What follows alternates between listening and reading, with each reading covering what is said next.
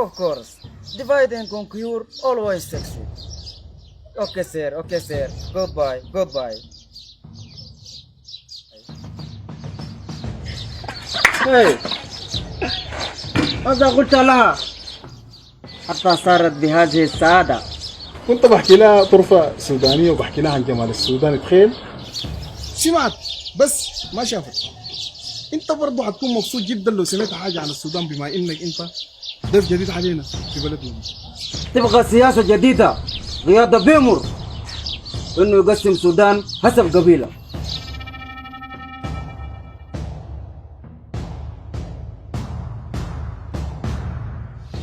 خواجة شايفك بتلمح لحاجة من جبال وما قادر تقولها. الحاجة اللي انت ما عارفها انه نحن ناس دغريين وما بنحب اللف والدوران. قول اللي عايز تقوله عشان اقدر اخذ ودي معاك في الكلام. تعصب عشان كده طول اموركم ما هتتقدموا. شوف مستر حمزة، السودان قبائل كثير فيه، اختلاط قبائل، مشاكل يمل، نزاعات، صراعات. عشان كده قيادة برا انه كل قبيلة يحكم نفسه بنفسه، وكده نكون فدينا مشاكل. مستر حمزة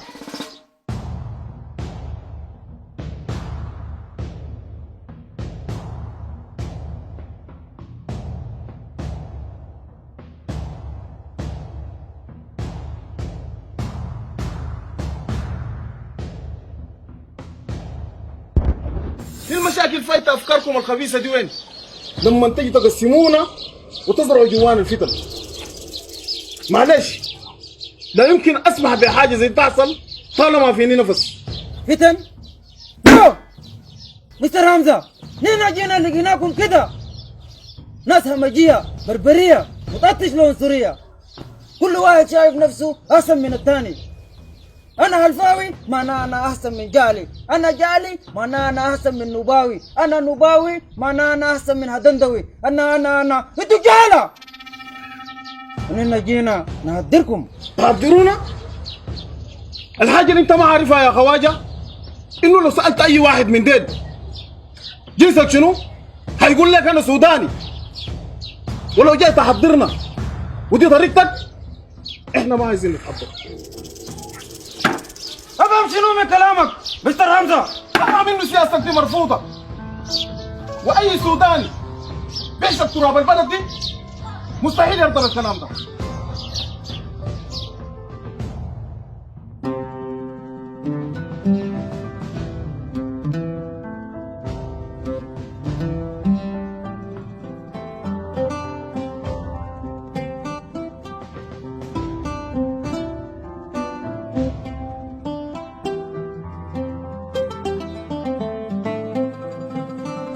امشي وقول لغيابك الزور رفض.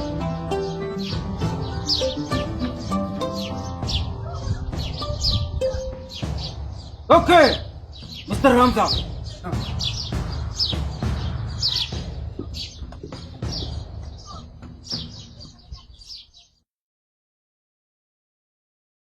فهمت شنو من الكلام ده يا علي؟